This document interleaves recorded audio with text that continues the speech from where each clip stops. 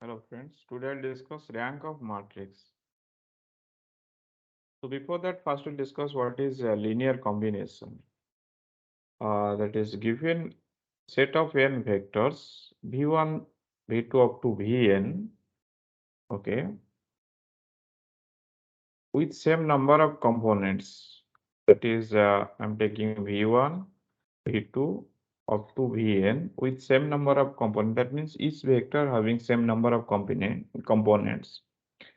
A linear combination of these vectors is an expression of the form that is C1 V1 plus C2 V2 up to Cn Vn, where this C1, C2 up to Cn, these are the scalars. So this expression is known as a linear combination. Now, by the help of this linear combination definition, I can explain what is linear independent and what is linear dependent. So linear independent means for vector v1, v2 up to vn, a linear dependent if there exists scalars c1, c2 up to cn, not all of them zero. This is a very important condition such that their linear combination equals to zero. That means for this vector v1, v2 up to vn, the linear combination c1 v1 plus c2 v2 up to cn vn equals to 0 for not all ci is equals to 0. That means at least one scalar should not be 0. Why? For simplicity, we can take two vectors, that is v1 and v2. Then corresponding scalar c1 and c2. So c1 plus v1 plus c2 plus v2 equals to 0. That means we can write, suppose we are taking, as per our definition, at least one scalar should not be 0. Suppose c1 not equals to 0. Then I can write C1 V1 is equals to minus C2 V2. That means I can write V1 equals to minus C1 V1 in C2 by C1 into V2. So here we can express V1 vector in the constant multiple of V2. That means we can choose any value of V2. By the help of V2, we can find V1. So the value of V1 depend on V2. That means we can say two vectors are dependent. Okay. So to divide this C1 should not be 0. If it is 0, then we cannot divide. So like that, if it is n vectors, at least one scalar is not equals to 0, then we can express the corresponding vector as a linear combination of other vectors. So that we can say it is a linear dependent. So if it not all equals to, that means all Ci equals to 0. That means all Ci equals to 0. Then this vector v1, v2 to vn are known as linear dependent. So I wrote here, otherwise the vectors are linear independent. So by the help of now you can verify some examples whether it is linear independent or dependent. The first example I am taking is a very simple example, that is v1 equals to 1 0 0, v2 equals to 0 1 0, and v3 equals to 0 0 1. So simple, it is a column vectors of identity matrix. So if we have three vectors, so v1 v2 up to vn, with same components, three number of components are there.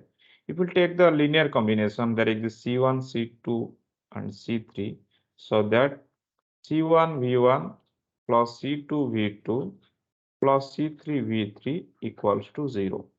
So you have to take this linear combination equal to 0, and you have to verify at least one scalar is not equals to 0, then linear dependent. If all scalar equals to 0, then we can say it is a linear independent. So very simple, just use the value of V1 plus C2 into V2 means 0 1 0 plus C3 into 0 0 1 equals to 0. So now you can multiply with the vector with the scalar. So C1 comma 0 is a 0 plus C2, sorry, the first component is 0. So 0 comma C2 comma 0 plus 0 comma 0 comma C3 equals to 0. So here 0 means, okay, actually it is a vector 0. I'll expand it. It is. So now if you'll add, so simply have to add component wise. So C1 plus 0, that means your first component is C1. Second component is 0 plus C2 plus 0, that means C2. Third component is 0 plus 0 plus C3, that is C3. And what about your right side? Right side is 0, 0, 0. Now if we compare component wise, C1 equals to 0, C2 equals to 0, and C3 equals to 0. That means all Ci equals to 0. So hence the given vector v1, v2 and v3 are linear independent because all scalar are 0. This is a very simple one. So next we will take one more example. So second example I am giving that v1 equals to 1 comma 1 comma 0 and v2 equals to 1 comma 3 comma 2 and v3 equals to 4 comma 9 comma 5. Fine. Same process you have to take three scalars, that is c1 v1 plus c2 v2 plus c3 v3 equals to 0. So if you will use the value of c1 v1, that is 1 comma 1 comma 0 plus c2 into 1 comma 3 comma 2 plus c3 into 4 9 5 equals to 0. Same process, now you have to multiply C1 in the first vector, C2 in the second vector. Is C1 comma C1 comma 0 plus C2 comma 3C2 comma 2C2 plus 4C3 comma 9C3 comma 5C3 equals to 0. So if you add component wise, that is C1 plus C2 plus 4C3 comma C1 plus 3C2 plus 9C3 comma first component is 0, so 2C2 plus 5C3 equals to 0. So by comparing, this 0 means 0 comma, I can write 0 comma 0 comma 0. So now if we'll compare component wise, I'm getting C1 plus C2 plus 4C3 equals to 0. And second equation, I'm getting C1 plus 3C2 plus 9C3 equals to 0. And third equation, I'm getting 2C2 plus 5C3 equals to 0. We're getting three equations with three unknowns. The last equation, we are having two unknowns dependent on C2 and C3. So from first two equation, if we'll subtract, that is equation, this maybe I can say 1, this is 2, 1 minus 2. So this will be subtract, means you have to give negative sign. So this C1 cancel. Here I can write this is minus 2C2 and 4 minus 9, that means I can write minus 5C3 equals to 0. So implies I can write by taking common minus 2C2 plus 5C3 equals to 0. Now you can see by simplifying first and second equation, again we are getting third equation. That means now it reduced two equations with three unknowns. So obviously the system has a infinite number of solutions. Regarding this existence and uniqueness infinite solution, I will discuss in next video. So from this equation, I can express C2 in form of C3. That means C2 plus 5C3 equals to 0. So I can write C2 equals to minus 5 by 2 C3. And you can use the value of C2 in first equation. If I use in the first equation here, then I can express C1 equals to minus C2 plus 4C3. Then by using the value of C2, so it will be minus minus plus 5 by 2 C3 plus 4 C3. So implies I can write C1 equals to, so it will simplify 5, it will take LCM 5 plus 8 into C3. So I can write that is, sorry, here I think it will be minus, yes. So this sign will be minus. So that means this sign will be minus.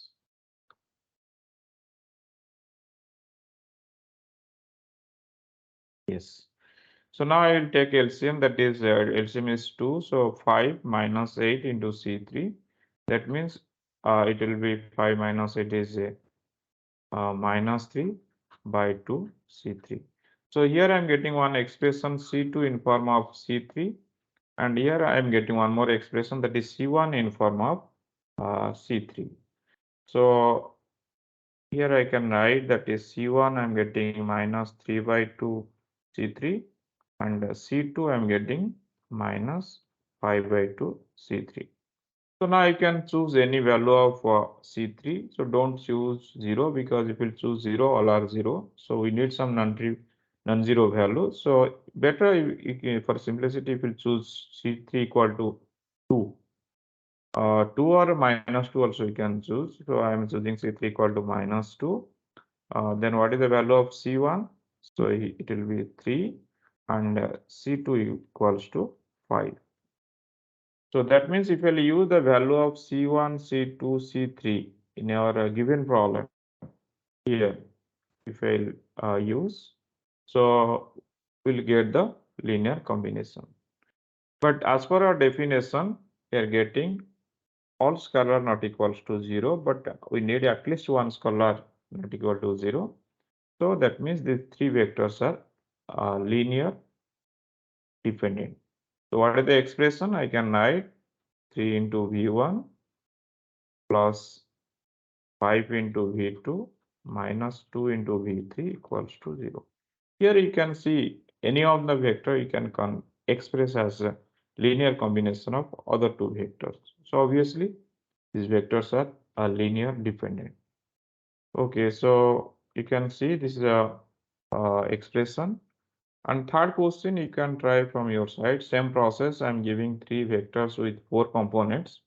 So you have to take C1 V1 plus C2 V2 plus C3 V3 equals to 0. And this process you have to try to find the value of C1, C2, C3. If all Ci equals to 0, then we can declare these vectors are linear independent. Otherwise, at least one scalar not equals to 0, then we can say linear dependent. Okay, fine. So next topic, we discuss what is rank of matrix. Actually, the definition of rank is the rank of matrix A is the maximum number of linear independent row vectors of A. So if I am giving a matrix, first you have to verify how many linear independent row vectors in A. That number will give the rank of A. Okay, this is a definition method, but sometimes it will be difficult to find the rank. I will tell you. So before that, I'll discuss one example by the help of this definition. So given A equals to 1, 0, 0, 0, 1, 0, 0, 0, 1. Okay, it's a very simple identity matrix. If you'll collect all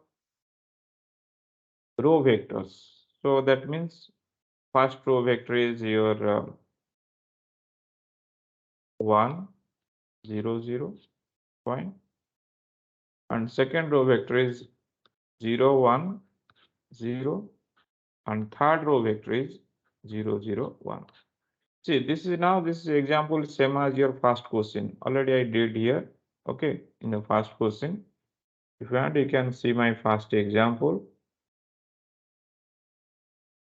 Yes, this one. So here we verified these three vectors are linear independent because we are getting all Ci equals to 0. Okay, it's a very simple vector. So I can write here all Ci equals to 0. That means this C1, if we take the linear combination C1 into this vector plus C2 into this vector plus C3 into this vector equals to 0, it implies C1 equals to 0 equals to C2 equals to C3. That means all three vectors are linear independent. So linear independent means, as per the definition, the maximum number of linear independent vector will give the rank. So that means we can say rank of A equals to 3 because all three vectors are linear independent. But sometimes this method will difficult. Why? Because suppose I am giving a matrix with order, maybe higher order matrix 4 by 4 I am giving. So in this case, the maximum possibility of rank is 4. The maximum possibility of rank A equals to 4. This is your maximum possibility. So minimum, the rank will be 1. Okay, these are the possibility. So as per our definition, you have to verify maximum number of linear independent vector. So first you have to verify 4. If you are 4 vector linear independent, immediately we can declare rank of A equals to 4. If not, that means we are getting linear dependent vector, then we have to move to 3. So 3 you have to check all possible combination of 3 vectors and verify is linear independent dependent. Is linear independent is fine, rank is 3. If not, then you have to move 2. Again, you have to check all possible 2 vectors, whether both are linear independent or dependent. If linear independent, then you have to confirm that rank is 2. Otherwise, you can write rank is 1. But this is time consuming task. Sometimes it is very difficult also. Okay. So by the definition of rank, it will difficult to find the rank.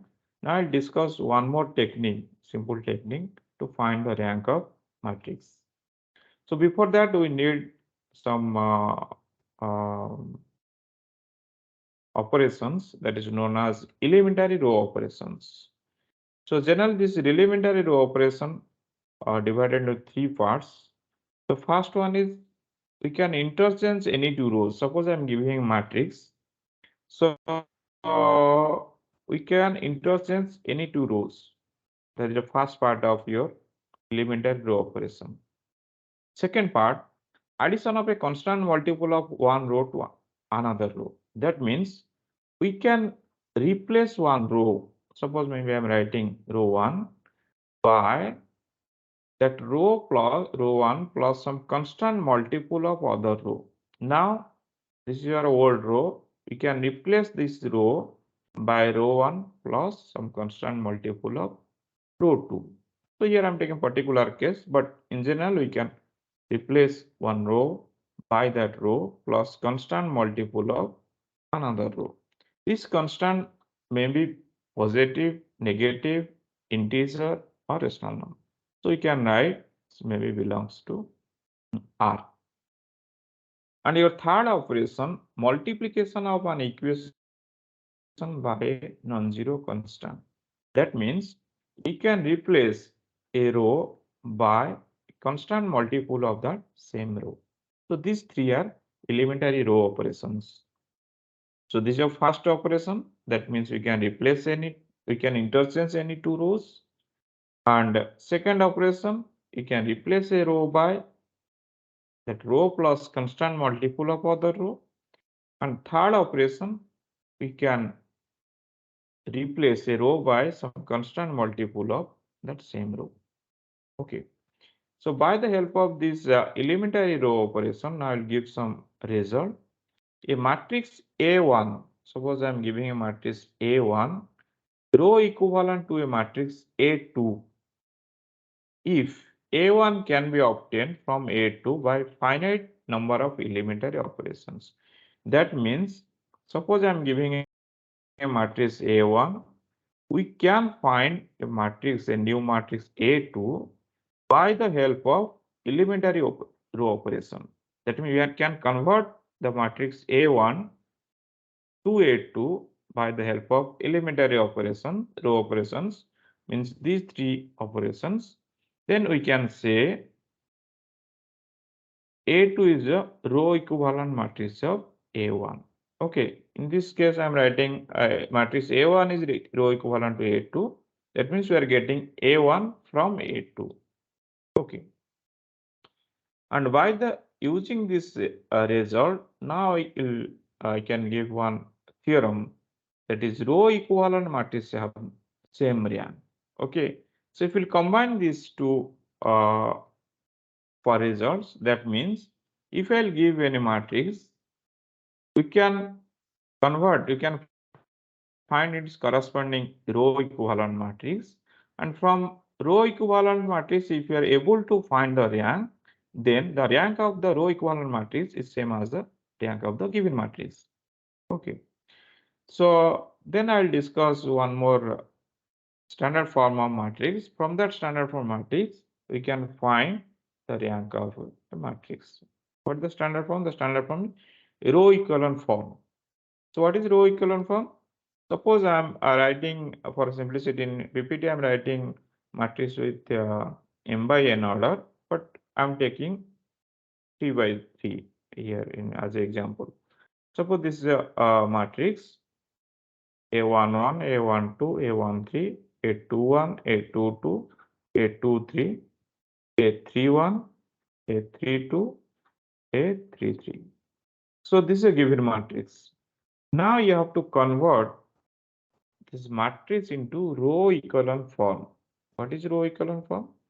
So row equivalent form means each column, if you check, see, in first column, only the diagonal element is non-zero, and below the diagonal elements, all elements are zero. That means you have to convert this matrix into some diagonal element. It should not be zero, and below the main diagonal, the first column, so below the main diagonal, all elements should be zero.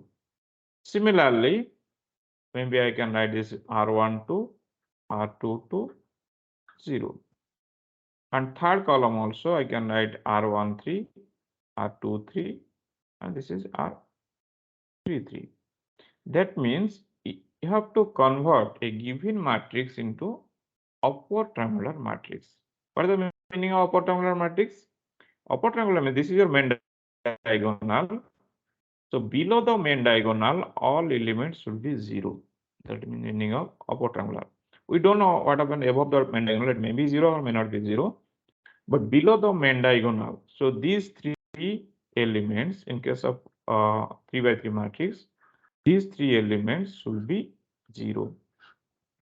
So if you convert this form is known as row equivalent form. Okay. So now I'll give one more note point, that is one more theorem. A number of non-zero rows are in the row reduced coefficient matrix R is called rank of R and also rank of A. That means after converting to row equivalent form, you have to count the number of non-zero rows. So non-zero rows means a row having at least one non-zero elements. That is a non-zero row.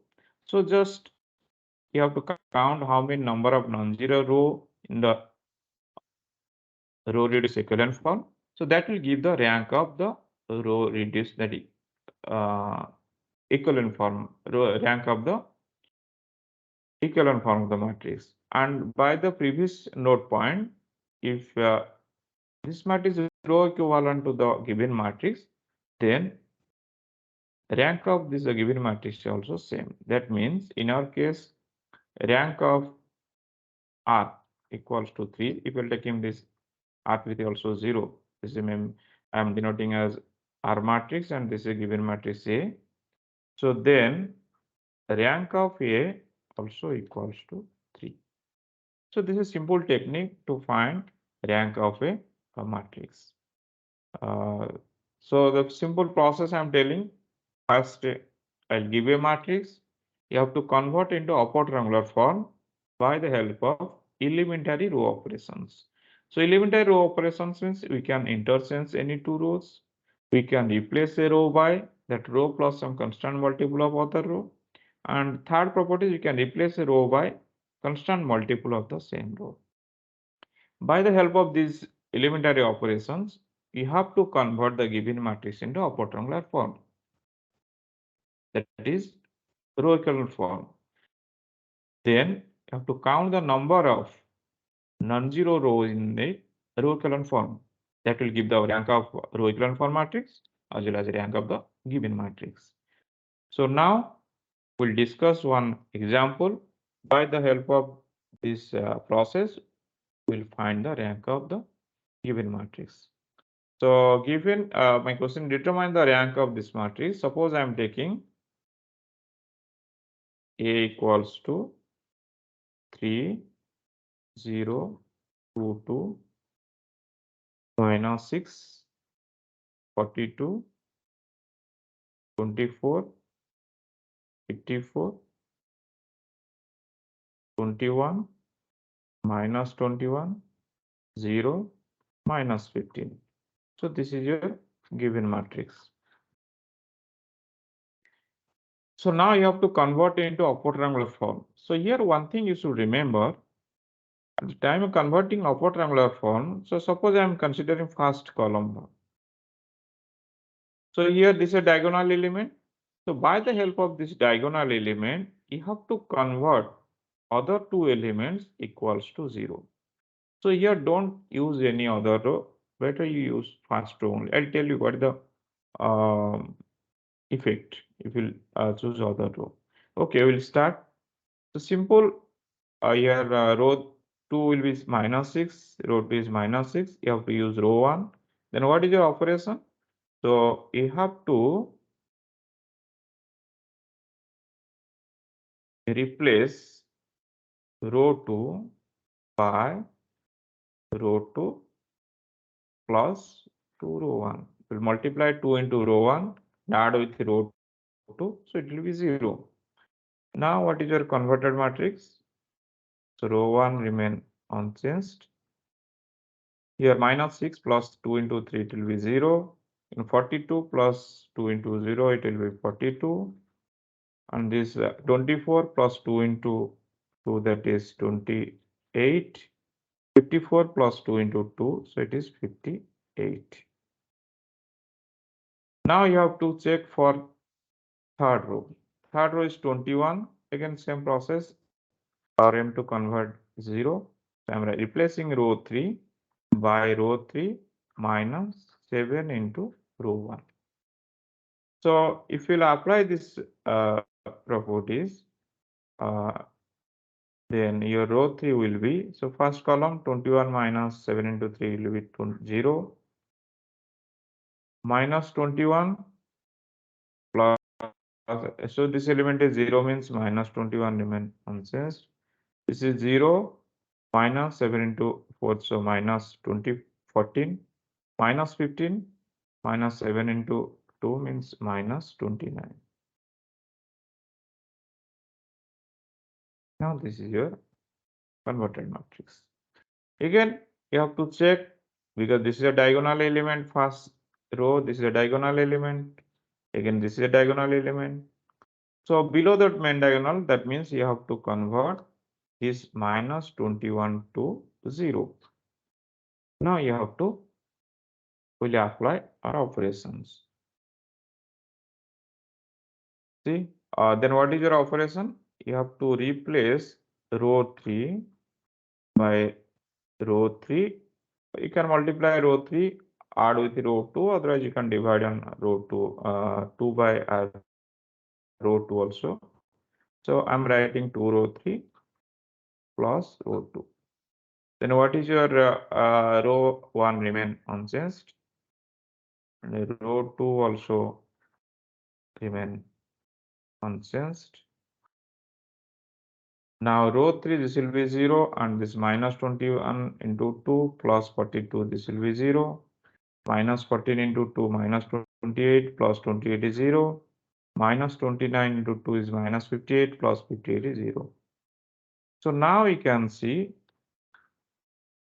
in the converted matrix, these are the diagonal elements. And below the main diagonal, all elements are 0. This element, this element, and this element. That means this in the required form, we can say it is row echelon form. So as per our theorem, you have to count the number of non-zero rows. So here first row element is 3022. This is a first row. Obviously we have non-zero element, so 1. Second row 0, 42, 28, 58. This is also non-zero row. But third row all are 0. So that means now the converted matrix having 2 non-zero rows. So I can write rank of the converted matrix equals to 2. Suppose I am taking this converted matrix is R. So I can say rank of R equals to 2. By the help of this theorem, I can say, because I'm getting this R from our original matrix, you can see this is your original matrix. By the help of elementary row operation, we got this row echelon form of the matrix. That means by this theorem, rank of A also 2. Okay. That means rank of the given matrix also 2. So here already I told you one more point you should remember. Always use diagonal entry, diagonal element to convert all other elements below the domain diagonal to 0. Why? See, you can see suppose second element here non-zero entry is not there, but suppose a non-zero entry is there. If you use, then other element will be non-zero. Okay. So better my suggestion, you have to use main diagonal element to convert below the main diagonal, all elements below the main diagonal to 0. Okay, thank you. I'll stop here. So you can solve some of the problem also. Next video, I'll discuss what is system of linear equation and what is the existence and uniqueness condition. In which condition system has unique solution and system has infinite solution. And so many good applications are there. We'll discuss in our next video. Thank you.